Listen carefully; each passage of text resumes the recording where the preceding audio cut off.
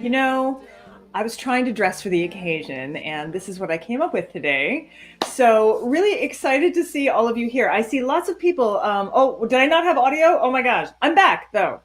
Sorry. All you missed was me talking about my feathers. I'm very excited to see all of you here tonight. And Davey, I hope you can put up some of the comments that we've had already. So many of you have come because we have such cool people here tonight.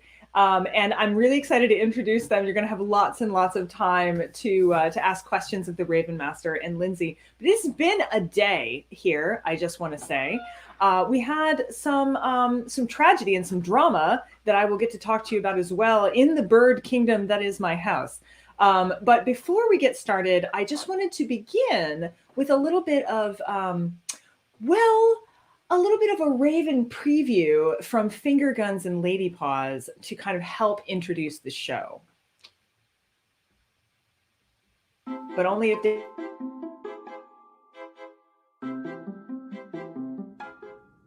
Hello, Peculiars. Once again, it's Finger Guns. And Lady Paws has turned himself into a raven to, to help us introduce the Ravenmaster. And also some of the wonderful things that ravens get up to up in the Tower of London. And I thought maybe we should hear it right from the raven's beak today. So did you want to tell us a little bit about the ravens? You don't say. Wow. So it turns out that they like to eat dog biscuits soaked in blood. Is that yummy? Yes, tasty. They also like shiny things. And apparently they will occasionally sort of take those shiny things away when no one is looking. And, over there? And apparently they also like, did you say potato chips? Yes, potato chips, and that you'll take them from the people who are visiting the tower. I just don't see anything. Strange. Well, we're really excited for the show to go on and to hear all of your questions about these. What happened to my chips?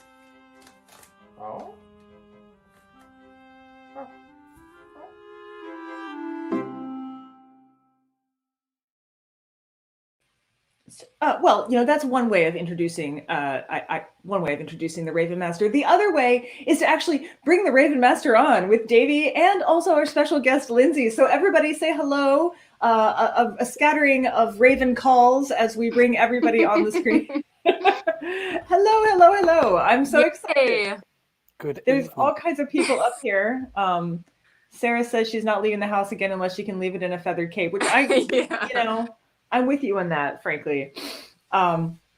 It's so good to have you here, Chris. I have been enjoying your book, and I've listened to the audio, which means I've had to actually heard you. I feel like I know you personally. You've been explaining the ravens to me. How did you feel about that? I don't know. I love audiobooks, and just so you know, some of your stories have occurred while I've been running on the treadmill, and at least one of your stories caused me to fall off the treadmill and into the wall. Chris, which one was that? Also doing the audio, because I mean, Brandy, did you do your audiobook? I did not. No one wanted me to do the audio. No one wanted to hear these dulcet tones. But but Chris, I thought you did fantastic. It was actually when you were looking for, it was the escapee. And as you're searching, and then she turns, and then you go to the park, and she's going higher and higher in the tree. And I don't know why, but I looked up as if I was trying to find the raven in the tree, and I fell off the treadmill backwards. But I'm fine. I'm fine now. It was an eventful time doing the audiobook, having not done it before. Actually, I was in the UK doing the audio, but the producer was in New York, so we was between time zones. But yeah, it was enjoyable. It's a lot of work, isn't it? I mean, it is a lot of work. I don't know why I wrote so many difficult words into the book. I couldn't actually say.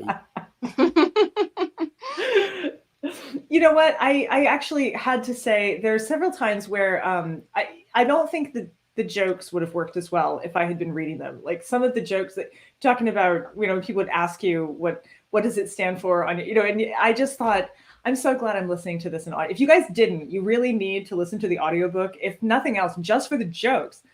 We still have signed copies available at Loganberry Books and also Fox Lane in the UK. So those of you who are listening in the UK can actually get them, and you don't have to ship them from the United States. No And shame in also- falling off the treadmill. I just want to say too, because I have both the UK. Wait. Now let me get this right. This is the UK one, right, Chris? Mhm. Yes, that is. And that's the US one with your lovely. And I'm kind of Oh, so how about this? Because Chris and I are really good friends, and I see him quite often. Can you tell us what the difference is between this, and I'm going to call it the right thing, uniform rather than costume? I love to call it a costume just to get on his nerves. But can you tell us what's this uniform and what's the uniform you're actually wearing right now? Like, what's the difference between those? Okay, so the uniform I'm wearing right now with the E2R, Elizabeth Fortuna Seconde. I'll stand up. E2R. There it is. All extremely romantic. Extra romantic, yes. I like that. Or elderly and rude. Whatever. So the uniform that I'm wearing now is my everyday dress. So when I'm working at the Tower of London, doing the Ravens, doing the guided tours, talking about history to the visitors, this is my everyday uniform. It's a blue and red uniform with the Queen's cipher on it.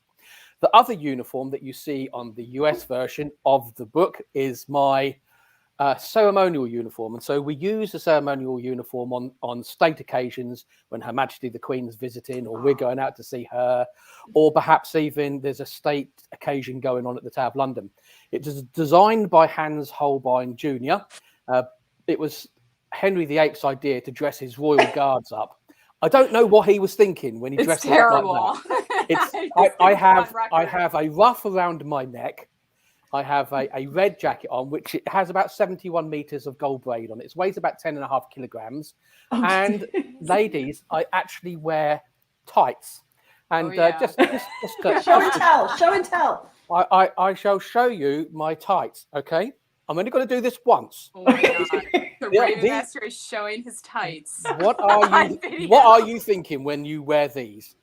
Now, I've got to admit, when I hold these up, it has a hole in it for an obvious reason. It's just there, okay? But these are my tights. These are really long. I've got really short legs, and they all gather up around my ankles. They're horrible. Guys, I can attest. He is very short, but I'm very tall. But I will definitely tweet out a photo of him and I standing next to each other because it is ridiculous. What I love is partly that some of the comments are just emojis now, like just feeling it. Just highly functional tights. Britton says, they also don't look like they're rather opaque, right? So I'm not sure that they really show off your calf to their best. Here's another emoji for the same. Like I just want you to know that the peculiars feel you, man. They feel your pain. This is why they cut it off right here at the bottom. Right. The publishers were like, that's enough of the tight. Only here, you see that? Only here will you see this. Yeah. So to those of you who are listening on the podcast, you missed an opportunity to see Chris's tights and a very conspicuous hole. But you wear the tights with this? Yes, and butchers and flowers on my shoes and on my hair. It's very nice. White, though. I thought they were white, not red. Actually, years gone by, we used to have stockings and suspenders, and they come up to somewhere around the crutch area, and then we'd have crossovers that went across our shoulders and down the other side. Very, very sexy. So Mike wants to know: are the tights only for the ceremonial uniform? Like you don't have to wear tights every day? I'm not telling you that. No judgment. That's way too much information. No judgment. Yes, no, I completely understand. The really funny thing is a friend of mine who is also from the UK. Pants means underwear, and so we had this long conversation about pants once, where we were not talking about the same pants because in the US, I mean like jeans, and I was like, well, I took off my pants, and he's like, what? How? When? Why?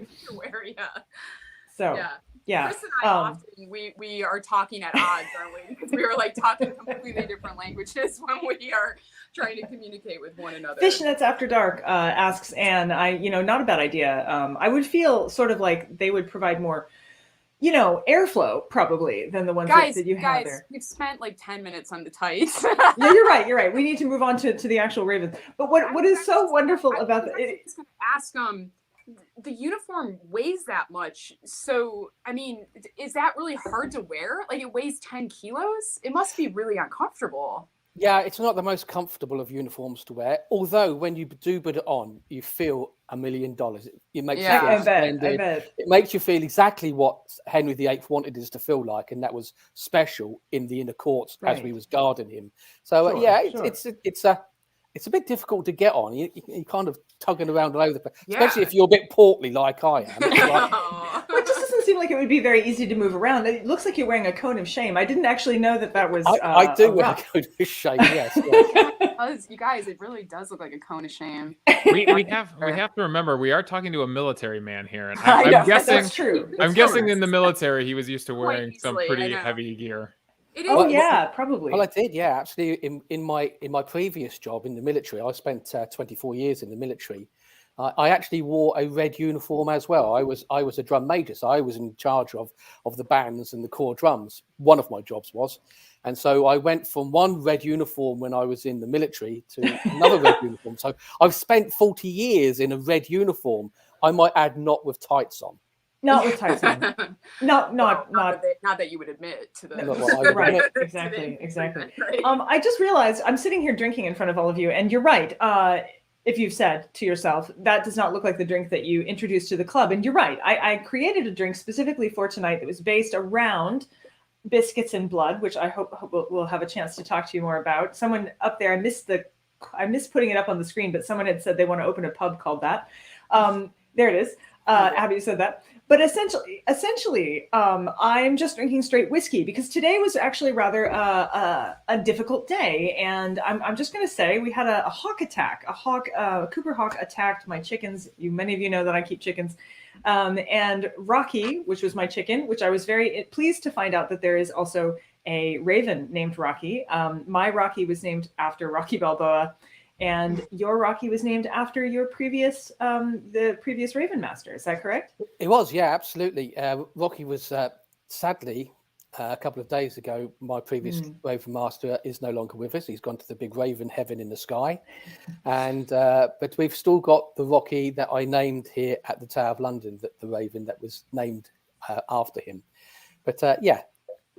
Oh, Chris, would you want a raven to be named after you when you leave the tower? Yes, Chris the Raven. No, it doesn't have the same ring, does it? It's just like Skaife. What about Skaife? Yeah. Skaife the Raven. No. Yeah, Raven. No. Skaife the Raven. I like that. Well, Anyway, my Rocky did fight off. She actually is about 3 times heavier than a Cooper hawk. Rocky is our largest chicken, big white bird. And she did manage to stave off the attack. I then chased off the hawk, who then promptly got itself tangled up in the chicken wire, and I had to rescue the hawk as well. So I rescued 2 birds today. Rocky has had surgery and 15 sutures and is now living in my basement. So tough birds that they can be. But instead of making myself a drink, I just went, straight whiskey is probably fine. So if you only made a straight whiskey, that is also fine. But I just want to say that we do have a cocktail that was listed for tonight, and many of you did put up your cocktail names. And Chris and Lindsey actually have to pick their favorite. So I was wondering if you guys have your favorite name picked out. Oh shoot! I don't have the list in front of me. Do you, Chris? Do you have the list? Yeah, I do actually. It was between 2. I rather like one being called Nevermore, but I would want that probably to be Forevermore. And the other one was the Yeoman Warder, because believe me, they do like a bit of a drink. Yeah. Well, we don't have to pick one. We can actually have 2 winners. We've done it here before. So if those are our winners, then you all know who you are. I have your names collected elsewhere, and I will get back in touch with you so that you can get your swag from us. Yes, poor Rocky. Hopefully she will get. She's not enjoying being in the basement. I just want to point out she's being extremely noisy down there. She's gonna make a break for it in the middle. Honestly, it's a good thing that I film upstairs on the 2nd floor, because she's making an absolute racket down there. So yes, Oh, gosh. maybe not as much as a raven. You tell me that the ravens are quite chatty creatures. Yeah, they are. It depends on the environmental conditions that they live in. They do have a tendency to mimic the areas that they come from. It is believed that some ravens can have 70, 80, 90 different vocalizations. Wow. They talk to themselves as well. They have regional accents as well, depending on where they come from. So That's fascinating. Really? a Scottish raven might not be able to understand an English raven or vice Wait, versa. come on. You're pulling our chain, right? No, it's absolutely true. And because I speak Ravenish, so I do speak to the ravens. It's one of the tricks that I've learned over the years. And I speak chickenish. I speak chickenish, yeah, exactly. Lots of people ask me, do ravens speak? Well, they don't really say human words because they have their own vocabulary, so they don't know. So I had to kind of learn theirs. It's something to do, and it makes me look completely crazy. Well, if I'm looking shocked, it's because everybody should know that Chris, amongst his many different job titles, he's also a professional liar. So can you tell us about and I love the Tower of London. I've been like 55 times. But when I became friends with Chris, he started to kind of tell me that some of the stories the Beefeaters tell aren't exactly true. And can you tell us a little bit about the history of how sort of the yeoman warders became guides of the Tower of London? Because that wasn't originally what they were doing, but they started to kind of bring people in and tell them about the history. Yeah, so the Duke of Wellington, he's quite an important character. He was the victor of the Battle of Waterloo, and he was the constable of the Tower of London, and he came to the Tower of London around about 1826. And when he got here, he realised that the guards, the yeoman warders that are here already, were drunkards and ruffians, to be honest with you. And then he decided that it would be best if he took on military personnel, people that he trusted. And so from 1826, it's been meritorious gallant sergeant majors from the British Army. However, how did we get into doing and talking about the stories at the Tower of London that you see when we're doing our famous specials, what we call the guided tours? So around the 1820s, 1830s, around that period of time, the tower was becoming more and more open to the public, and these old yeoman warders were on meager pensions, and they didn't really have much money from their military pensions, and so they were in the tower living here, and they needed to make a little bit more money. And if I can just set the scene for you just now. Okay, so you can imagine this old yeoman warder walking to the front entranceway of the tower with his stick, and it's this group of early Victorian people standing there eagerly waiting to get into the tower. And he goes, "If you want to come and visit the Tower of London, you're going to have to pay me £1." So let's make £1, everybody, and stick it in his pocket. Right, follow me. And off he hobbles into the tower, and he stops at the Byward Tower and points out prisoners where the Second Jacobite Rebellion prisoners were held, and the drawbridge and the Lion Tower. And he gets a little bit further inside, and he stops at Traitor's Gate, and he says, "Through these gates have come 3 queens of England. Would anybody like to go any further? And I'll tell you where they've been executed." And they'd all nod their heads. Yeah. Give me another penny. Take another penny and stick it in his pocket. And actually, as he got all around the tower, the stories that they were telling, got kind of over the years more and more embellished because they wanted to fill their pockets with money.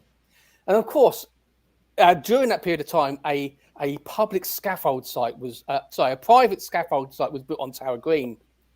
And the old yeoman warder would stop at this private scaffold site and he'd say, "Look, this is where the 3 queens of England were to lose their heads." It was rather boring. It had a little plaque there. Right. And so what they thought to themselves is, how can we make this a little bit more Gucci? I know. We're going for a Gothic revivalism. We'll get some ravens. We'll clip up their wings, sit them around there and say, "Look, these ravens, these were here when Queen Anne Boleyn was executed.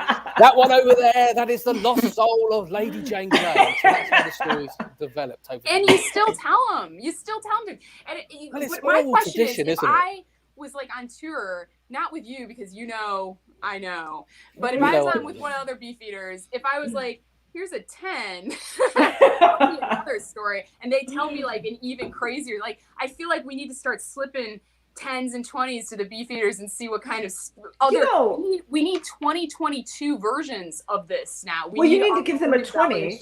We need the Victorian, embellishments, but we need them in 2022. So you need to think about ways you can embellish the current stories to make them even crazier. You know what? We have a wee question here, and I just feel like this is perfect for this kind of show. Joanne asks, will you speak some Ravenish for us? I listened to the audiobook, so I know it can happen. I can do. I'm only going to do it once, though, because it will attract all the ravens from around my house. Got it. So one of the ravens that I connect with, I have a knocking sound. Ravens make a knocking sound, so it's something like this. I'm going to do it once, so be quick. Okay.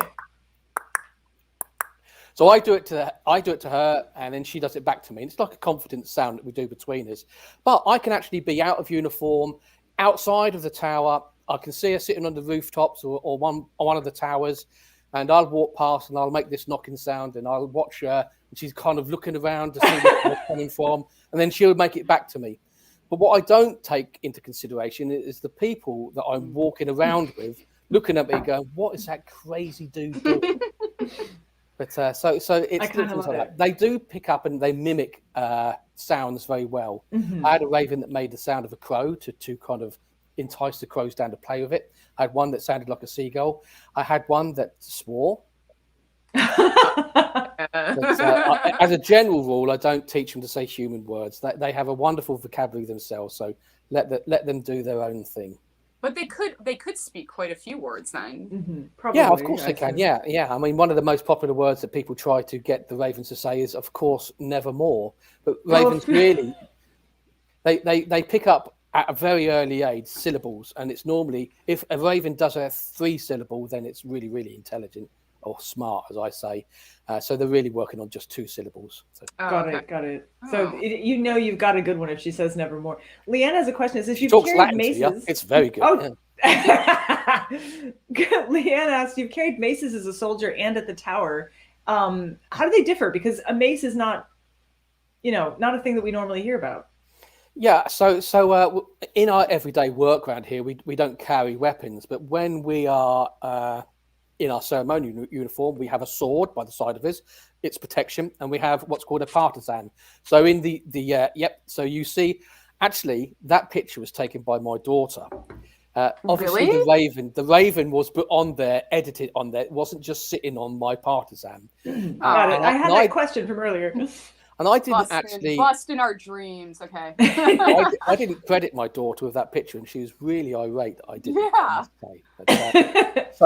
So the partisan is actually there designed to pull knights off horses. So that's what it says. Oh, that's funny. I kind of like that. But for me, I'm quite short, and that's quite tall. It's almost twice as tall as me.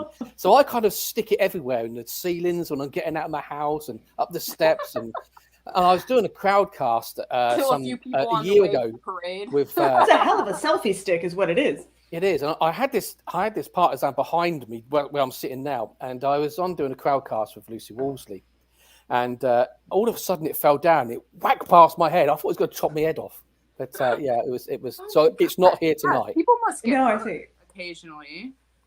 I assume so. I mean, someone suggested we need a 2022 update on this, and someone else suggested, Serena suggested that perhaps one way to get additional stories would be to tuck notes in the tights in a very sort of, everybody's pole obsessed dancing with kind of now, Chris. what I know. We shouldn't have started there, I suppose. But Mike wanted to know if you get many night attacks. Like, is it useful to have that? Strangely, no. But there are things that do go bump in the night. You are, of course, in my living room now. I am sitting in the Tower of London in my little kind of hobbit hole. So where I am now, this is my living room, and I'm actually on the outer wall. So behind me is a cupboard, and it's got an arrow slit or arrow loop, and that is what we would look out of. I've got several arrow loops along my corridor here. And one of them's to the toilet as well. Yes. And just outside is a pathway. And as I turn my light on, I always think that someone's looking through my arrow slit at me. But it's a little bit unnerving. You can't see in, but it does kind of give you that feeling that you're And also, kind of being watched. isn't there like a secret passageway behind you? There is, yeah. Yes, there is. Yeah. That's really great. I can't show you. I can't show you it. I can't tell you. I feel like I need to. Despite this is a conversation about secret places and arrow slits, but in the chat, there's discussion of people wanting peculiar book club themed tights for the merch store and how much they want those. And so I just wanted to say, like, we are a quality show here. We really get to the important things at Peculiar Book Club. And I just want to say that, you know, if you ever felt like you had done the wrong thing by showing those tights, you did the right thing, Chris. That is the right thing. I dragged it down straight at the beginning of the show, didn't I? Drag it straight down. Right, where we are. This is where we are. This is where we live. Stephen dwellers. Stephen Abbott asks, says you've described a lot of the Ravens' treasure hunting, aka thievery, of the unsuspecting. Did they ever work collaboratively to pull off their heist? This is why I don't read my own books, Lindsay. They do actually. Over the Christmas period, we had a wonderful display here at the Tower of London of festive activities, lights and big trees and stuff like that. And it was menagerie themed. So all the trees and festive periods had connections to the Tower Menagerie. We had a menagerie here at the zoo for about 650 years. And so they had zebras and lions and ravens and stuff like that. Anyway, my ravens like shiny things, and I have got a whole collection now of Christmas decorations that they've stolen from people. So they do like to steal things. That they have at the moment. That one of their main things that they do is waiting for people to park their buggies under the White Tower steps, and then they sneak over and kind of rifle through all the bags. Luckily, there's no babies in the buggies. But that's what they're doing at the moment. That's fair. But to be fair, actually, they do like to steal shiny objects. There was one time that stole a purse from a little girl. She's about 6 or 7. Oh, no. Opened up the purse, buried all the pound coins that she had, her pocket money for about 2 weeks. And this little girl was crying her eyes out. And in the end, I had to reimburse her with the £5 that the Raven stolen. I never got my money back, by the way. Oh, God. But what they do is they work in conjunction with each other to attack so they're not raptors. They're scavengers. They're right. they're opportunists. They'll eat anything. But they do actually attack on the ground. And I've watched 2 ravens. Have you ever seen Jurassic Park? And you see that the raptors there. Yes. And they're hunting the humans. That's exactly what ravens do. There's no difference. Obviously, they don't hunt ravens like that. They hunt humans like that. Because that would be really weird coming to the Tower of London.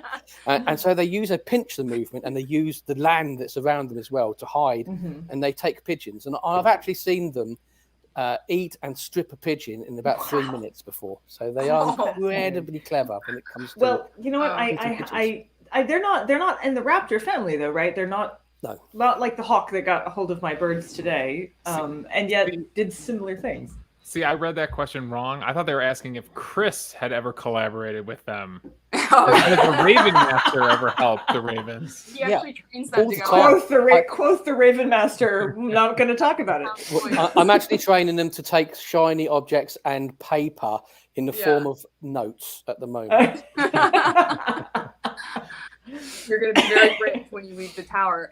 Can you tell everybody how do you become a beefeater? And do you like the term beefeater, or do you prefer yeoman warder? Because beefeater is like a colloquial. The beefeater term is an endearing slang term for us. Yeah. We're not quite sure where it come from, but I can give you a kind of a guess. Is that many years ago, we kind of formed up around about the Battle of Bosworth, 1483, around that period of time. And we were the King's and Queen's bodyguard, their personal bodyguards. And as a result, some of us got left at the Tower of London, some of the older ones, and we kind of stayed there ever since. So we become the guardians of the Tower of London, looking after the prisoners and just guarding the crown jewels and everything that was there. And so that happened for years, and we used to have to pay for the warrant to be a yeoman warder, one of the guards. And the beefeater kind of came about for the fact that we had to be paid in something. Normally we were paid in money, But if the king or queen had no money, they would pay us in beer. That was a bad mistake because we was always getting drunk. And so they decided to pay us in food. And one of the foods that they paid us in was beef, meat. It was a rich commodity back then. And people would see the guards eating these great big chunks of meat and taking them back to our families. Say, look at those greedy old beef eaters. And it's kind of stuck with us over the years. It's probably where it comes from. But we are actually yeoman wardens of Her Majesty's Royal Palace and Fortress, the Tower of London, and members of the bodyguard or of the yeoman of the guard extraordinary. I have to say, beef eater. I was introduced to you the first time because of gin. So I didn't realize there was a beef connection, but I did know there was a gin connection. So we did go to question. I thought this was quite an interesting one. Do they throw funerals like crows? And of course, there's talk back and forth about whether or not crows actually are holding funerals or whether this is a way of passing on information about danger. But do ravens do similar kinds of, do they have their own sort of cultural things?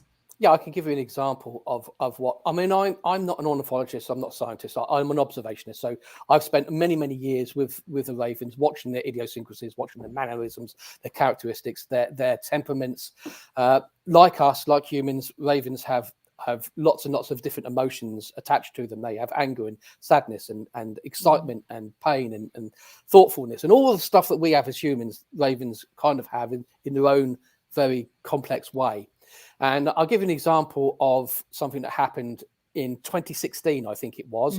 I had a pair of ravens. They were friends. Ravens pair up for life, male and female, but it doesn't have to be male and female. It can be female, female, male, male. They pair up for friendship. They can pair up for whatever. And anyway, one of our female ravens, Hugin, passed away, sadly. And her friend, Melina, went and sat by her. And would just for several hours just tap lightly around her eye and around her face, trying to wake her up. And when we went to remove the raven, Melina wouldn't let us anywhere near it for quite a few hours. Anyway, we eventually removed the raven away, and she then went into what I can only describe as a form of depression. And ravens are really territorial and they stay around their areas, and they actually guard their areas, and they will fight to the death to stop any other ravens going in their areas. But this raven, because it lost its partner, kind of moved out of its area and it went to a completely and utterly different corner of the tower where you wouldn't expect it to go. And you could just physically see it put its head down and its beak down and its wings up and kind of hunch up. And I got so worried over that, and it stopped eating. So I got so worried over that the next couple of days that I put it back in its enclosure, and I sat with it night after night, just talking to it and stroking it and trying to feed it by hand. And eventually it pulled itself out of it. But that was an example of something that I think was a loss for that raven. Do they come together as a group of ravens? I'll tell you what they do. When a raven is in distress, there must be something that all the rest of the ravens know. Because as soon as you do something that is causing that raven to have some form of distress, all the other ravens are very, very vocal indeed, and they're watching what's going on. So the answer to that is, I don't know about the crows and the murder. There's lots of different reasons for it. It's quite complex, but I know from ravens that they do especially know when someone's in trouble. Well, and that question came from Catherine Prendergast, and I just want to say she's an amazing writer as well. Peculiars. She has a book called The Gilded Edge. And Chris, you don't know this, but I brought a signed copy of your book back for her uncle, who I believe was really interested in ravens, and so I think Catherine also kind of has gotten her interest from ravens and birds and everything from her uncle. So I just want to point that out. Another great author amongst us, guys. So check out her book too. You can email me and magically appear in this magical space. We actually have completely filled up season 3, which will be after season 2. I'm astonished, but that's how things are going. So we are working on season 4. Seasons are 6 months long. So if you want to be part of our show, please give me a call or send me an email or a text. I live on Twitter, which is the easiest way to find me. Actually, Lindsay and I share a flat on Twitter. Yeah, exactly. You can find us at number 5. Number 5, that's where we are. Got a question from Susan Ballinger for you there, Chris, asking about the breeding program. So they thought a little bit about it, and I am fascinated by that too. I didn't know there was such a thing, and I love the idea. Tell us more. Yeah, certainly. Babies. We've had successfully in my book. At the end of it, I done a little bit of a look forward to the future and what I wanted to do.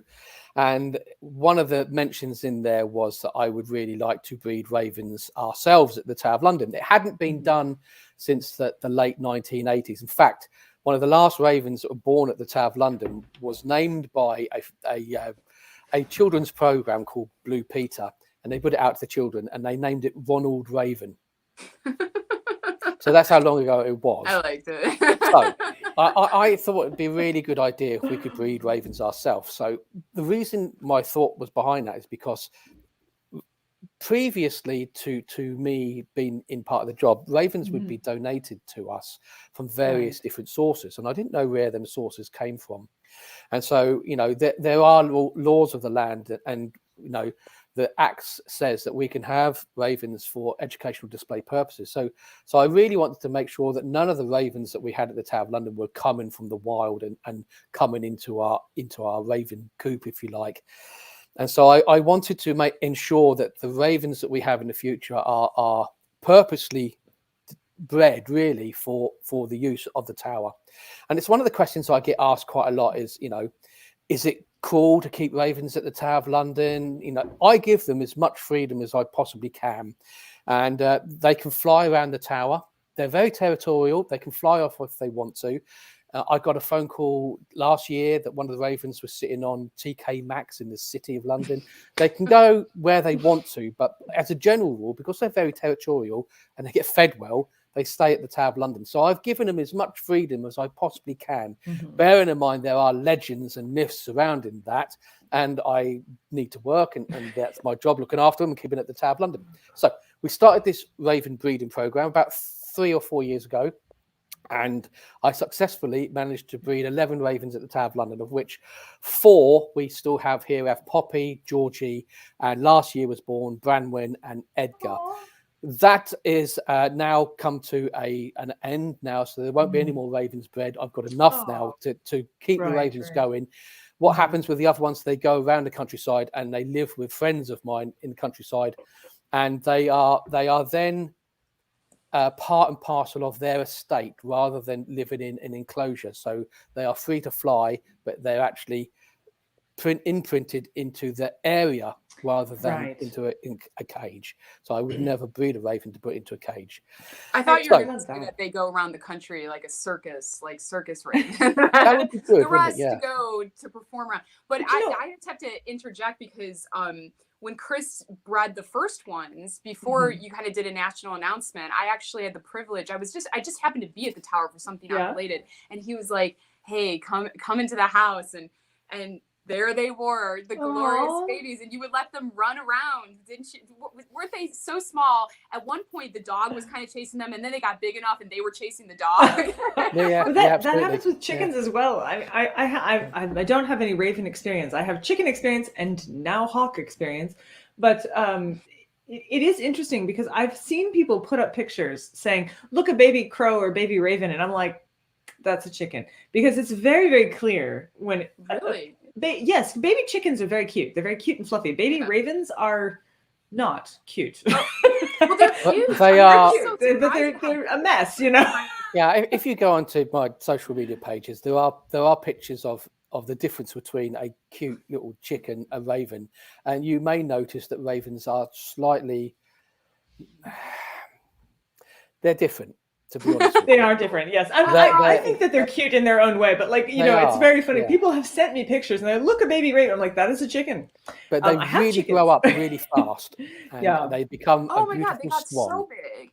And tell them about the insides of the mouth, like that they're pink. Oh, the thingies. Yeah. So you look like dinosaurs. when they're born, actually, their eyes are blue, so they have blue eyes, and their mouth is pink inside. And as they get older, the mouth turns darker and goes black inside, and the eyes turn brown. But it very much depends. That should be a complete blackness inside their mouth by the time they're come out of juveniles, so about 2 to 3 years, but it very much depends on dominance as well. Some of them turn blacker quicker than others, but their eyes change within months back to That's the fascinating. dark, beady brown eye. Yeah, I just think they're beautiful birds, and I got a couple questions that I'm having trouble keeping track with all the questions actually, but we have another person asking partly, do they pass on the words that they know to friends or to their babies? I know that there's been a lot of talk about how corvids pass on information to their young.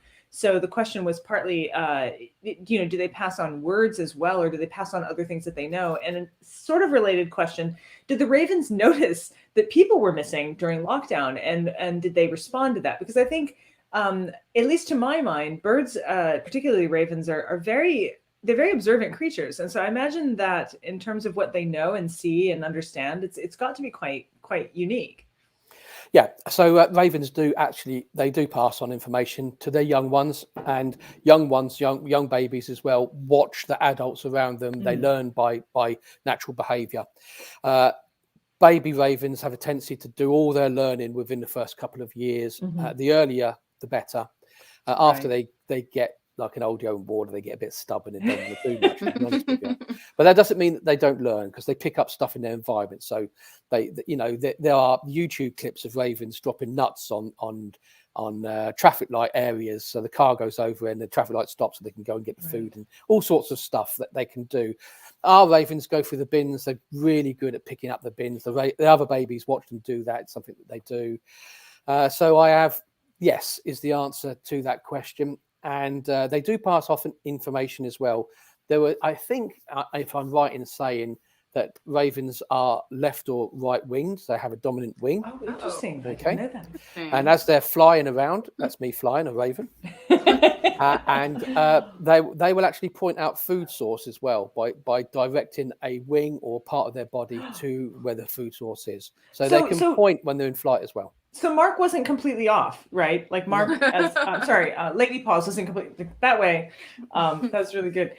There's more questions coming up, and you guys can continue to type questions in, but it is time for a brief interlude, because we have additional things to show you on the club and the show. We've decided to make it more of a variety show. So tonight, we are going to regale you with a song from Charming Disaster. This song is called "Driving to Idaho."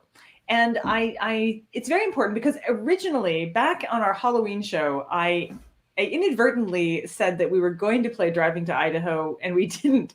But this is the song that I inspired for Charming Disaster.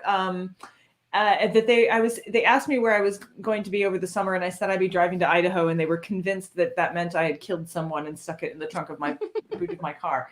So this song is theirs, and so we're going to go right into a song from Charming Disaster. All of you continue writing your questions. I will collect them, and we will come back to that after first a song from Charming Disaster, and second, a very important announcement from a tourism board helping Americans see what they might be able to do while they're in the UK. So, Davey. Oh, hello. Hello. It's Charming Disaster, and we're so pleased to be here on the Peculiar Book Club. The song is called Driving to Idaho.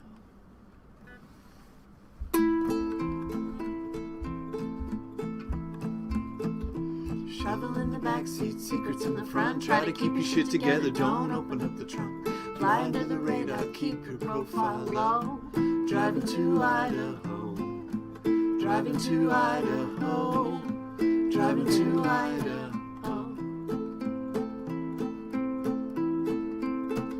Something might have happened you don't talk about. Make sure that the taillight isn't burned out. Better watch out, better take it slow. Driving to Idaho, driving to Idaho, driving to Idaho.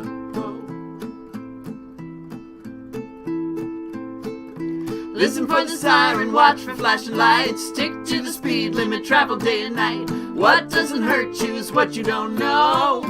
Driving to Idaho, driving to Idaho, driving to Idaho.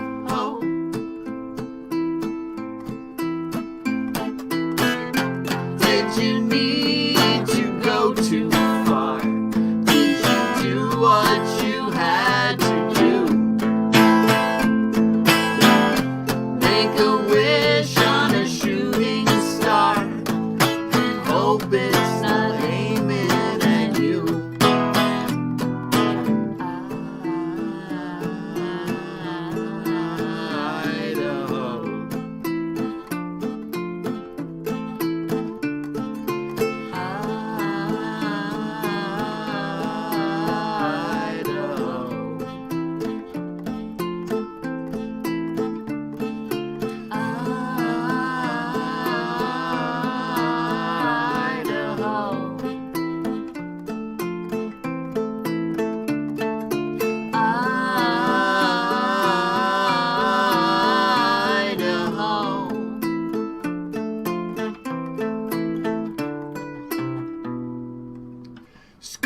The windshield rain is coming down. Just another day till the money runs out. Take a deep breath, it's all under control. Driving to Idaho. Driving to Idaho. Driving to Idaho. Driving to Idaho. Driving to Idaho. Driving to Idaho. Driving to Idaho. Driving to Idaho. Driving to Idaho.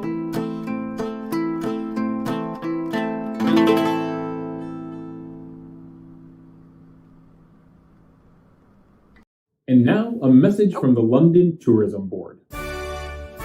Welcome, friends. I'm John Yorkshire, American Ambassador to the London Tourism Board, and I've got an exciting new experience to tell you about.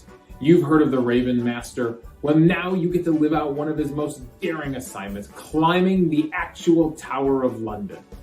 Now, if you do spot any ravens up here or other birds, we ask that you do please leave them alone.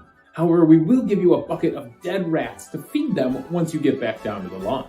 Not only that, but for the low price of £50, we'll throw in 2 bonus adventures. Climbing Big Ben and climbing the Tower Bridge. So the next time you're in London, live life like the Ravenmaster does by climbing some of our most famous towers. This sketch was recorded for humorous purposes. Please don't actually climb any of London's landmarks. It is incredibly dangerous and highly discouraged. Oh my God, that was hilarious. Davey, get yourself up here, please. No. I don't know what you're talking about. It was You clearly really John like Yorkshire. One of those info commercials as well. Like you had the patter down, like the rhythm. Oh my God. Yes, please, says And also, For I have to only note, it's 50 going pounds. at midnight in London. So this is exactly the kind of commercial you expect. Yes, Time of yes, at night. midnight, yeah. Well, And you think, as that sounds like a great idea. as I was listening to the book and as Chris was describing some of his harrowing climbs, I thought, boy, what, a thrill seeker would really, really enjoy an adventure like this. Oh, that's amazing. Oh, that's great. Jennifer's like, I'm going to climb all the stuff and I'm going to blame Davey. Actually, yeah, I think it is still scaffolded. Big Ben, I know they were Ben, still, yeah. I mean, 50 pounds seems like a bargain. Says Steven. it's a miracle. Oh. I think for New Year's Eve they finally got some of that scaffolding down. Did they? If they were on Big Ben, it was like, oh, well, You could see the there's clock bar. face as well, but you just weren't allowed near it because of restrictions. So you could hear it. That's it. Not. Well, I have to say, so weird, Chris. Was the vibe like weird? Because like I watched it on TV, and so people who live in the U.S., they kept it secret, the location of the fireworks, because they didn't want people gathering because of Omicron. So it was really spooky the way they kind of filmed it, and there's no one around or anything, and it was really quite sad and depressing. But what did you know anything about where it was going to be, or were you able to see anything from the you'll tower? never tell. Yeah. I wasn't in London. I wasn't in London. Oh, you weren't at that. Oh, yeah. Well, I couldn't hear it from where I was, but I watched it on Got TV. it. Well, actually, question related to that was asked earlier and actually matriculated while we were continuing on is that did the Ravens notice something had changed when we went into lockdown? A lot of people have asked. Yeah, and a lot of people ask actually when they come and visit the Tower of London as well. Did the Ravens miss the public? No, they didn't. No. What they missed was the food that the public leave discarded everywhere. Yeah. Ravens do not give a hoot whether we are there or not. They're interested in one thing, and that's the food that you chuck into your bin or your fingers. Of Great. course. Right. And so, so they did change slightly how they done things, because obviously the bins when we was in lockdown were empty. Right. And so they decided to go hunting for extra food. And there were some houses, I must say, on the inner wall, that's the inside area where the public go, that found themselves with ravens kind of heading in down their hallways looking for food. And so that changed slightly. But ravens tolerate humans for one thing only. We are a food source for them. So Chris, because we know that you're sitting in the Tower of London, and I always ask these questions because I annoy you so much. So for people who don't know, the tower actually has a pub inside the tower because the Beefeaters got a drink after closing, and you can get invited into it. And I've had the privilege of doing that many times, thanks to Way Chris. too many times. And way too many times. In fact, got married there thanks to Chris and his wife Jazz. I feel left out. I need to have feathers. Talk about Bring those feathers next time. I'll put you in one of my cages. We inevitably talk about ghosts because a lot of people have died in the tower in the past. Some people have been executed there. And you always have this really poetic way of describing what you think are ghostly experiences. So can you tell us a little bit about that at the tower? Yeah, I mean the tower is synonymous with ghost stories. You know, it's supposed to be one of the haunted, most scary fortresses in the country. And as the Ravenmaster, I must admit that I spend a lot of time on my own with the ravens early in the morning and late at night. So I don't have any friends whatsoever apart from the ravens, sadly, and the odd ghost or two. Now I like to call them, as you know, Lindsay, echoes of the past. I'll say that again, echoes of the past. And so I think the tower has had so much vibrancy and life in it over its nearly 1,000 years that, there is a part of you that is imprinted perhaps into the whole fabric of the tower. And there are examples of ghosts being seen throughout history, and they have been recorded in literature over the years. Anne Boleyn walking with her head under her arm, and Sir Walter Raleigh walking the battlements. I go back to this old story about yeoman warders making a little bit of extra money. Okay, and that's probably where some of those stories come from. Yeah. But if you go and speak to a yeoman warder when you go to the Tower of London, visit the Tower of London, and ask if they've seen a ghost, some of them will say yes, and some of them will say no, there's no such thing. So it very much depends on the perception of the person. Have I seen a ghost? I don't think I've seen a ghost. I know I've seen one. Wow. Well, a cliffhanger there. No, but I love that. I love that question because I do think that there's so much to be. The world is a big place, right? And we're actually, due to Lindsay's recommendation, those of you who are planning to sign on for season 3 or 4, whenever Halloween happens again, we are in fact hoping to get a Ghost Hunters book involved because of Lindsay's recommendation, and I've contacted them and they seem interested because I think that's a question we all have, doesn't it? I work on issues of death and dying, and I lived in a underground house next to a cemetery. We've talked about that. So I've seen some shit, some stuff. Sorry, I forgot. Kids watch this show. But I think that's a really interesting thing. There's a sense in which I think Arthur Conan Doyle had a story about that. Was it his leather funnel? The leather funnel, the idea that objects imprint with the people that are around them. And I've always liked that idea quite a lot. Yeah, and I think that's sort of like the echoes past. Actually, Chris, one of the kind of creepiest things, and I know this is real because I've seen it, is, and I don't remember it completely, but didn't you say that someone or something is sending roses to Anne Boleyn's grave every year for like the last 100 years? And did you lie to me? No, it's true. It's true. Really old guy. He said nobody knows who sends those. It's fascinating. No, we don't know. There are flowers that turn up on the anniversary or the commemoration of Anne Boleyn's death or execution. And they do turn up, and we generally do not know where they come from. They've been coming to the tower for many, many years. God, I love it. And if you come to the Tower of London, you see the roses there. That's so weird. It's like no, but nobody knows where they come. I don't think it's a ghost that brings them though. No, that it's would not be really spooky. Unsettling, or it's a strange. Is this an Anne Boleyn society? I feel like I need to write a mystery novel about this now. And there's so much. I don't know if I believe in ghosts, but I'm fascinated in the way memory kind of, as we were talking about how memory imprints and how we remember things. And so these stories that some of the Beefeaters made up long ago, they kind of they become part of the myth of the tower. And then of course, things like that, my friend Sarah Cox said it wasn't her. She gets very emotional about Anne Boleyn. It's a whole thing. But yeah, it's just really interesting to me that somebody or some society or whatever, they send these flowers every single year. And it's kind of spooky. Because she's been dead for a long time. So it's an odd thing to do. But are there things that go on at the Tower of London that we can't explain? Yes, to this day, there are things that happen. There are instances where yeoman warders have reported things that have not been quite right. We have a lot of children live here. Of course, this is a community, so we have children that are living here. There's about 120 people who live inside the walls of the Tower of London, and so we've had children that have seen spirits.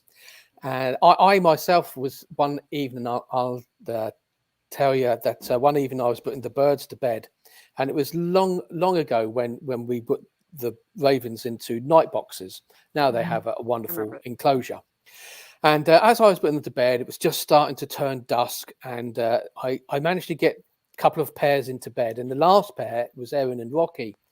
And Erin was she's quite neophobic. She doesn't like change very much, and she does lots of different things before she goes to bed every night in the same manner.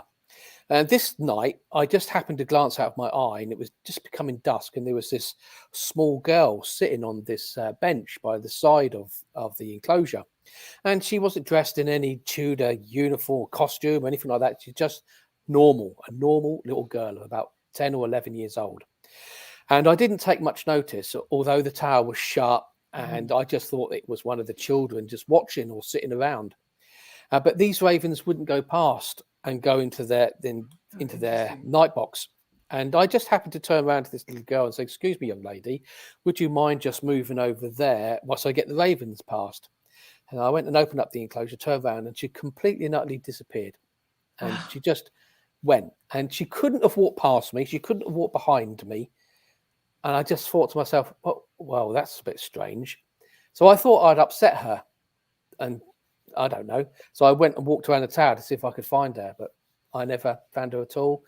And I asked around to see if there was anybody who had their children out that night, and I didn't recognize her, or there wasn't any friends staying. So that was just an instance of an occasion where something wasn't quite right. Now, whether it was in my imagination, whether I was talking to myself, I don't know, but I know it was real for me. Yeah. And I mean, when you say if it was one of the children at the tower, I mean, how many children actually live at the tower right now? Do you know? Yeah. Far too many. Because the Beefeaters, very much. So you bring your families with you. Yeah. Yeah, of course. Yeah. It's a very real much community, depends. isn't it? I mean, Yeah, I think that's really yeah. fascinating because it's like a small town or village or something within the walls Yeah, of the town. I love that. we have young children. I think our youngest at the moment is a couple of months old. And great. we have children that are 30, 40-year-old as well. So it's a really mixed bag, a really big community. Well, we are rapidly flying through our time, but we do have some additional things that do take place regularly on our show, including the quiz. And this quiz is for you, Chris. It's for you, and it's for you, and it's for the peculiars themselves who often take part. He's like, oh. I'm gonna move you. By the way, I'm gonna Chris, move you I got back none up to of the my top. answers right, so don't worry. Yes, no, actually, I'm gonna say I got I'll all sneak of them away. right, so pressure's on. Go for it. Go for it. Lindsay, you can help. And peculiars, if this is your first time joining us, you get to help out too. So make sure you're filling in the chat here with your answers for the quiz. Now, Chris, I, of course, thought, most of these quizzes are themed from our authors. So something from your book inspires or something from pop culture maybe that ties into it. And I thought, and as you were going through your book, I was like, there is literally nothing I can ask this man about ravens from pop culture that he doesn't already know. Like, it would be pointless. Yeah. So I started searching around. I thought maybe there's other militaries that have animals that are important and things like that. And I ended up getting a lot of ads for like U.S. military veterinary jobs, and I'm like, okay, that's not the right track. So I Googled Ravenmaster and just saw what kind of came up to inspire me. And it was an article picked up by Yahoo Finance, And it was the title of this article is 7 Weird Jobs That'll Make You Want to Move to London. So you made the list. You're the Raven Master is in the list of weird jobs. So I thought I would quiz you about some of the other weird jobs and see how much you know about your fellow would-be Londoners. London. Your fellow London folk. So let's see how you do. And Peculiars, make sure to help out. So I'm calling this quiz All in a Day's Work. Oh, So- very nice. The Queen does not use an alarm clock, according to this article, to wake up. Instead, this musician is employed to play weekdays at 9 a.m. Is it the Queen's drummer, the Queen's trumpeter, or the Queen's piper? And I think this one might be a bit of a give me for you, Chris, considering you are a military musician. Well, when she's up in Balmoral, she always has a piper. Oh, we've got a couple people saying C. Oh, Piper. My goodness, we've got all kinds of people suggesting that you are indeed correct. And the Wow. answer is the Queen's piper. You are correct. I figured that one might be a bit of a gimme for you. I was a drum major. I would like to be woken up to drums, I just want to say. No, All you right. wouldn't. That would be- No. no. All right. A little bit opposite end of the spectrum here. Down in the sewers of London, the brave sewer flushers work doing this all day. Do the sewer flushers, are they keeping the pipes spotless, keeping them clean? Are they B, clearing blockages? Or are they C, flushing out the rats? All right. What do you say? We've got some rat people. We've got What some say you, Chris? They're clearing Ooh. out great big fat balls of people who got loads of rubbish down their toilets.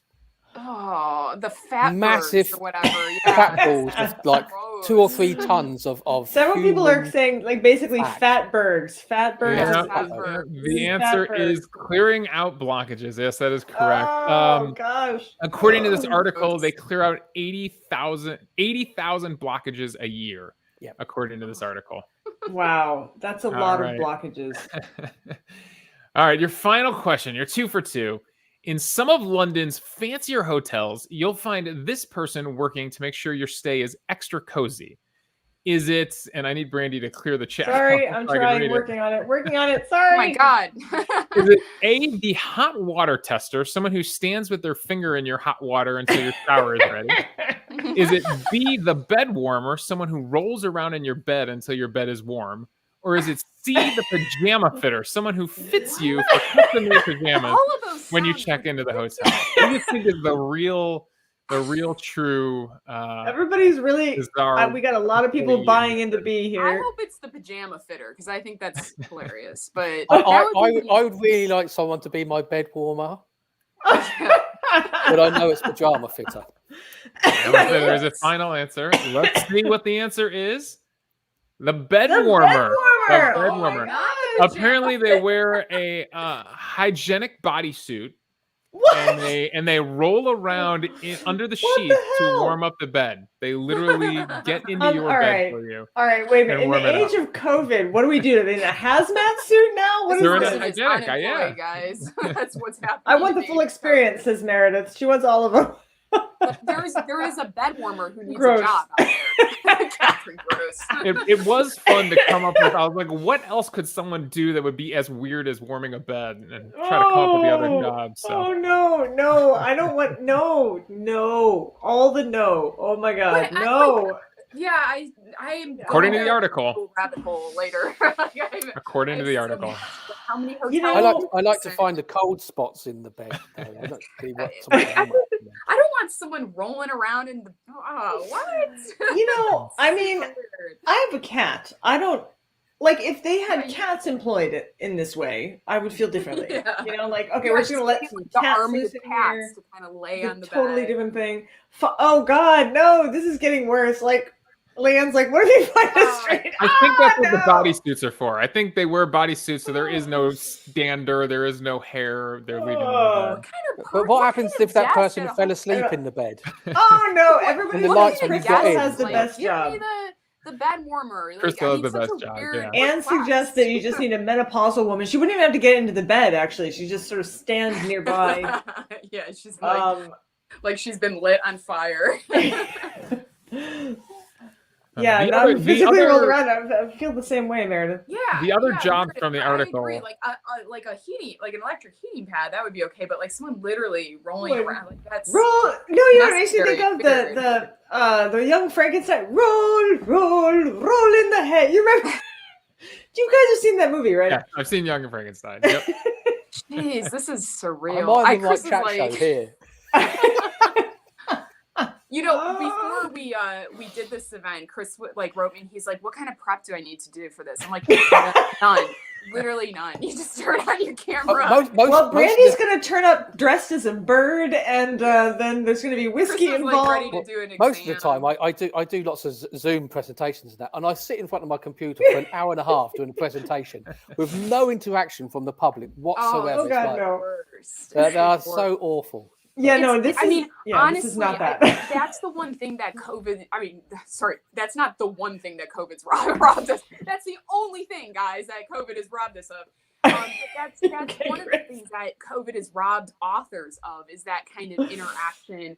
You know, and I have to say, for everybody who's tuning in right now, it's like it's I love this show because you can see everybody's comments, which helps. Like, it helps. Like, oh yeah, there's really people out does. there, you know. But Chris is right. Like, sometimes you go onto these events and there's nothing until the end, and you just feel There's no ridiculous. interaction whatsover. You're just sitting there Yeah, talking you have to no yourself idea if and people going, are laughing at your you jokes, can't see, the whole thing. or even if you do see, it's just a mask with eyes going. Yeah, it's No, but it's really true. I mean, awful. when I started this book club, I was like, okay, I learned a thing or two from my friends who are entertainers, who are performers. Charming Disaster, who does our music, who was on just a minute ago. And the real point is, if it's not entertainment, why are we here? Like, this should be fun. Yeah. This should be amazing. We should enjoy this and laugh at ourselves. I mean, I drink during the show. Like, it's gonna be But fine. also, Literally. can we just take a minute to recognize that you have escaped academia, Brandy? I did. God, I can't like really imagine you being contained in that box. I but, flew away. I did.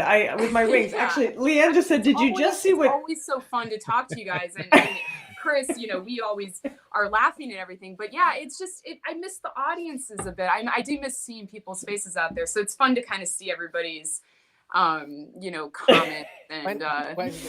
When I Chloe's done, like, "This is why I ended up here. This is how I ended up here." And you're right. Zoom by itself, it's a necessary evil, right? We have to do it. Jen B's like, "Where have you guys been all my life?" We're here for you. This is what we do. The wonderful thing about it is that we have built this kind of on a shoestring. If I didn't have Davey, I would have imploded at some point. But honestly, the Peculiars keep it going. You guys, they've subscribed. They turn up. There are subscriptions available. We're done for this year's subscriptions. There will be subscriptions for season 3. You get extra shows, for instance, like a sneak peek. Yeah, y'all get sneak peeks at Lindsey's book later on. Speaking of sneak peeks, Davey, release the Kraken. I mean, the covers. We have something special for Lindsey because she's joining us today. So there's no audio to go along with this, so we could just talk through it, Lindsey, and tell us about your There's new book. I did the cover reveal today, so that's the U.S. version of my new book, The Facemaker, and this one is the U.K. version. You know, a composite of faces, which is really compelling, I think. And both covers are so different. The U.S. cover was actually designed by my husband, and it pays homage to the surgeon who the book is about, this man named Harold Gillies, who was a pioneering surgeon who rebuilt soldiers' faces during the First World War. And his actual book cover on plastic surgery looks kind of like that. It's his hands holding a scalpel. So what we did for the US cover was we had the hand holding the scalpel, but in the reflection of the blade is a banded soldier's face. So I love both of these covers because it really kind of conveys that this is a story about one man, but also many men. And, you know, Chris and I have talked about this because, you know, he's ex-military. And for me, this book is really about giving those soldiers a voice again, because they were really made invisible through their disfigurement. So I'm really looking forward to launching that. It comes out on June 7th. You guys can get signed copies through Barnes & Noble and the Mysterious Bookshop, which is also great in the US. And if you're in the UK, you can order signed copies from Waterstones. So pre-orders are really important to authors. So if you guys have the They are. inclination and interest in that, I'd love for you to pre-order. And I'm going to be talking to Brandy pretty soon. Probably we'll get Pretty that in soon, the calendar for season 2. for subscribers, and we can do a little bit of kind of reveal about Right. what's in that story and everything. Which is So exciting. I'm excited. I've worked on it for 5 years, so it's an anxious time for me right now. But I hope that everybody likes those covers. I think they're really good. I think they're really great. Cool. Wanted to say we did accidentally sort of overtalk you, Chris, and so I wanted sorry. to give you the floor back for a minute because we have so enjoyed having you on, and you have so much more to say. I was just wondering if there are some extra things you might just want to share with us, just to talk about the things that matter most to you about what you do, and whether or not there will be a Ravens book 2. One of the things that we get asked is how do we become yeoman warders, and I think I've alluded to mention it. I know I talked about the Duke of Wellington and Meritorious Gallant Sergeant Majors, but actually, we are in a modern time. Although I wear an old uniform, an old Victorian uniform, and even earlier, but we are oral history. Storytellers, that's what we do. And so we do take from the military. We take Army, RAF, Royal Marines, Navy. We talk to them very much. Anyway, we take them. And so we have to have done a minimum of 22 years in the military. And we take both male and female nowadays. We didn't previously because we didn't have that many females in the military. That's why we didn't. And we have to be the rank of a warrant officer and above before we retire, and have an exemplary military record. And we need to have one of these up here, which is called a long service and good conduct medal. 18 Didn't get years caught. undetected crime. So there is now. So and actually, really lovely. The Queen is about to celebrate her Platinum Jubilee, 70 years on the throne. In fact, 83% of the UK population has never known anything other than Her Majesty the Queen on the throne. So this year, 2022, it's a very special year for the Tower of London. We are in the process of developing the moat, and we're going to turn it into a super bloom. So the moat is the green area around the tower as you look at it. It's always been grass. Well, back in 1835, it was water, but it's always been grass since then. And we're going to turn it into a wildflower meadow on a permanent basis for the rest of the tower's life. And it's going to be a really biodiversity type area, bringing in all insects and small birds, and the public will be able to walk around it. So we're planting 20 million seeds in there. So that's going to be a massive thing to look forward to this year.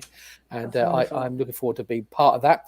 And I also get another medal for Her Majesty the Queen. A coronation medal as well. You're going to run out of room for these, Chris. Oh my God. I'm a Cub Scout. Is that for you, Chris, specifically, or all the beefeaters getting that? No, it's a general medal.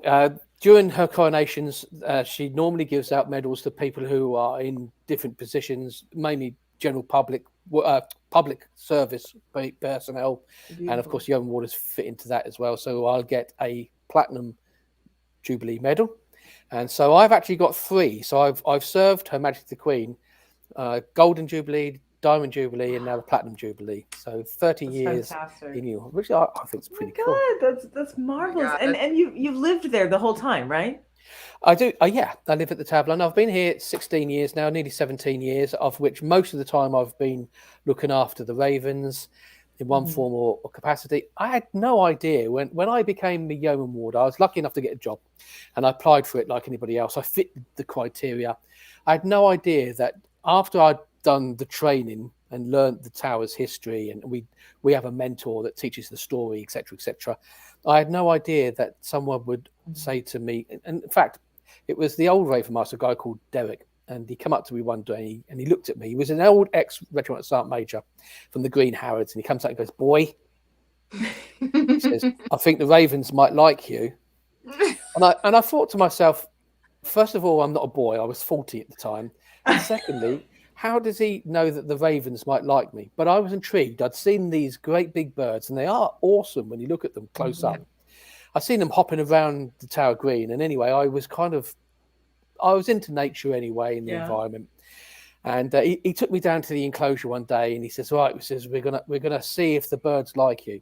And he says, "Get in that enclosure." And there was 2 massive birds in there. One was called Bran, and the other one was called Branwen, I think, if I remember rightly. Anyway, I got in there, and it was the first time I'd ever been really close to a raven. And they got massive beaks and beady eyes, and they look into your soul when they're looking at you. And I stood there, and I didn't know what the heck to do. And anyway, this raven, Bran, massive thing, came walking towards me, and it got closer and closer and closer. And I just stood there, like almost petrified. And I could see it looking at me and observing me, and I could almost feel its breath on my face. And I had no idea what to do. And then the Ravenmaster turned around and says, "Get out quickly." So I got out of the enclosure, and he looked at me straight in the eye and goes, "The ravens like you." And that was it. That's how I became part of the Ravenmaster clan. He says, "I'm going to take you under my wing." And I will say, you can't see this like on camera, but Chris, you have like a lot of wounds on your hand. Like you have scars, like that you've really had to deal with, with those birds. And I've got no fingers left. They're just like stumps, you know. I get bit by the ravens quite regularly. Yeah. I mean, that must really, like, you've never broken a bone or anything, so they're not really trying to hurt you necessarily. Like they're just kind of pecking at you. Britain wants to know if it's like getting a wizard's wand, like the raven chooses you rather than you choosing the raven. Well, I always say that the ravens chose me rather than me choosing the ravens, and I always say that they are the Ravenmaster, not me. I just do what they want me to do, to be honest with you. But the ravens, you know, they're not particularly nice birds. If they were an equivalent to a human, they'd be grumpy old men, without a shadow of a doubt. They like themselves occasionally. They don't particularly like anybody else. They're quite lonesome birds, and they kind of hang around together and moan at each other a bit. So they're quite kind of like all of us, right? But I was just going to say, it sounds like some family members that I have. Really, when a raven bites, it really does hurt. And I don't know if you've looked at a raven's beak quite closely. It's got a little barb on the end. When it hits and it sticks onto you, it kind of digs into your skin, and to get it off takes 2 real strong men to pull the beak apart, or just rip it. And that's where I get the scars from. In fact, one of the first times I was ever doing any work with the birds, one of the first times I was supposed to be helping out Derek Coyle, he said to me, he said, "We're going to hold the bird." He said, we was giving it some medicine at the time. He said, "Hold the bird." He says, "Cover up its head." He said, "Whatever you do, let that beak go." Of course, what did I do? I let the beak go, and it bit him on the nipple. And it clung onto his nipple. And I swear to God, he did not speak to me for about 3 weeks afterwards. He never forgave me for letting it go. Oh my God. It is very, very painful. And we're ending with the nipple. I mean, what else could people want from this interview? You know, I just have to say, though, like, I kind of feel like I understand ravens now.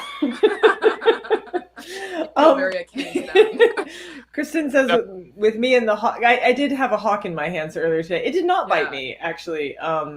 It did not bite my nipple or any other part of me, in fact. But any powerful bird it's really something to behold. And I feel like by the way, I did post pictures of me. You should not pick up and handle wild birds, particularly not raptors. It just so happened that she tangled herself up in my chicken wire and I had to get her out. But, you know, it is an awe-inspiring thing. And I wasn't mad. I mean, she attacked my chicken because she's hungry. I'm not even mad about that. And so I think I'm sure you feel the same way. Like you have such respect for the birds, and I respect the fact that you have such respect for the birds. I think that's really awesome. Yeah, they are beautiful. They of course they're surrounded by myth and legend. Should the ravens leave the Tower of London, it will crumble to dust. A great harm will befall the kingdom. We know about the stories of the ravens and the myths and the legends and that. But beside that, they have their own characteristics. They're extremely smart.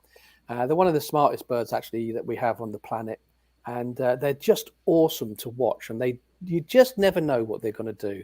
And for me, learning about the ravens wasn't about how I fed them and how I kept them clean and the day-to-day stuff. It was about watching them and observing them and seeing their mannerisms and watching what they do and how they go about their lives and that. And it's very, very, it just draws you in. Yeah. Well, and I just want to say, Chris, I think for me, because we've been friends for a long time, it's your curiosity and wonderment that makes this such a marvelous subject in your hands. Like the way that you tell this story through your eyes and your experience, that's what makes it so wonderful. And so for me, it's been a pleasure to know you as a friend, but to read this book, if you guys haven't read it yet, you're in for a huge treat. Really talented writer here. So that's I'm just the random guest here. Sorry, I was just like. So they were actually asking way earlier in the program. They were asking Lindsey and Chris, how do you guys know each other? How did you become friends? I came to the Tower for an event. I love the Tower. I would go all the time. I would go in, do my tour and stuff. And I got invited to an event for a friend, and someone was sitting next to Chris, and this person said, "Hey, switch seats with me. This guy's really weird." And I was like, "Yeah, let's do it."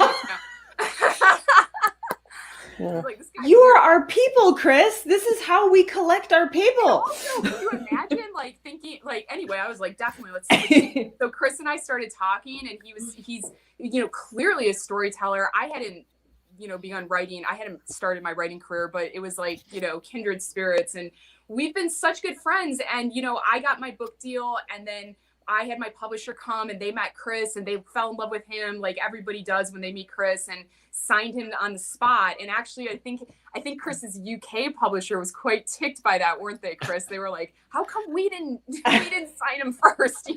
Yes, this great talent just kind of sitting there in London undiscovered. This is the benefit. This is the beautiful benefit of being a peculiar person, because our tagline here is, if you're weird, your family, like you belong here with us, hanging out with us. And so any of you who are new to us tonight, we have a lot of subscribers here, and it's really nice to see all of you, but we have some new people too. If you're new, this is just what we do. We're weird, and we're peculiar, and we're fun, and we have these wonderful people like Chris and Lindsey, and we have Davey, and skits and music, and I hope that you'll come back and join us. I have one new thing to introduce to us tonight, and I've saved it for last.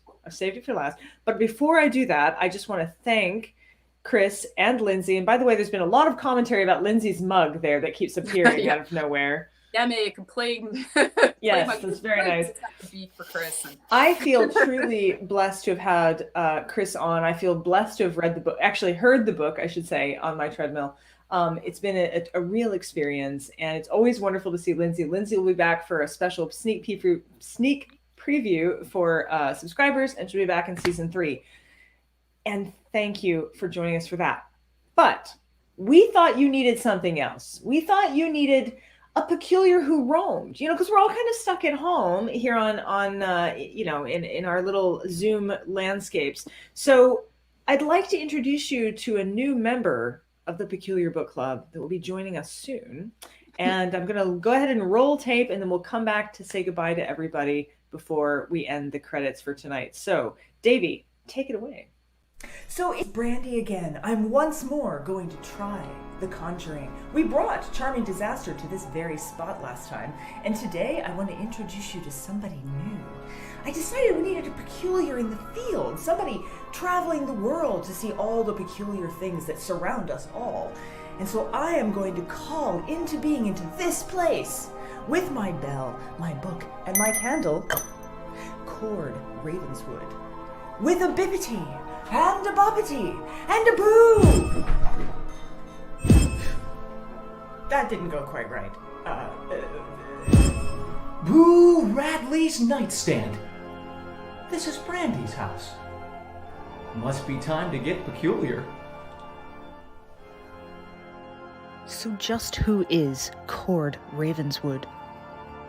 He's more of a road scholar than a Rhodes scholar, traveling the peculiar pathways and penning peculiar songs out in this perilous world of wonders of ours. He asks the questions few think to ask, probably for reasons, and delivers news from places few dare to go, also frequently for reasons. And in fact, he still has most of his arms and legs, despite what you might expect. Part poet, part cryptozoarchaeologist, part naked boar wrestler, part amateur surgeon, possibly frightened of chickens. He is out there for you, seeking far and then farther as our peculiar in the field.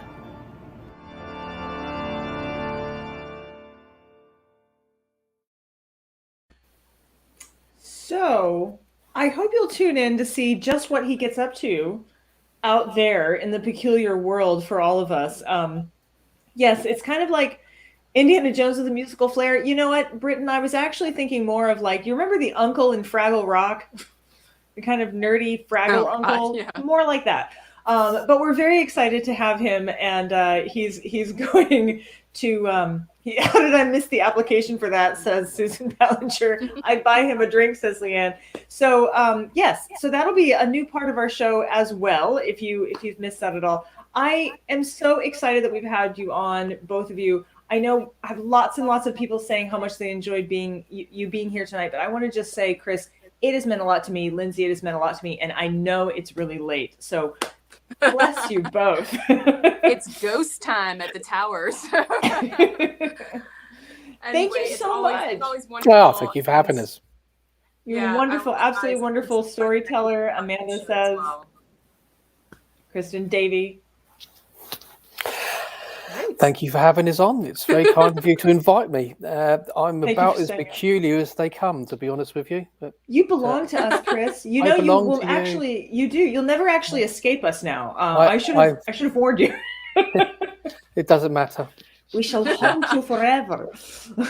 Now when you I make just that want clicking him to sound, I stand might up. appear. It's actually from the waist down. He's just in those red tights. Sorry, we had to end how we started, guys. So that's how that goes. No, but I will be.